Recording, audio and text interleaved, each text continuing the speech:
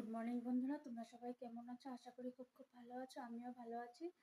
তো আমার কিন্তু স্নান হয়ে গিয়েছে। আজকে শ্রাবণ মাসের তৃতীয় সোমবার। তো আমি ঘরেই জল ঢেলে নিলাম। তারপর স্নান করে পায়ে আলতা পরে একদম পুজো দিতে চলে গিয়েছিলাম। দেখো এখন পড়ছে হলো বৃষ্টি। এই দেখো, আমার পুজো দেওয়া হয়ে গিয়েছে।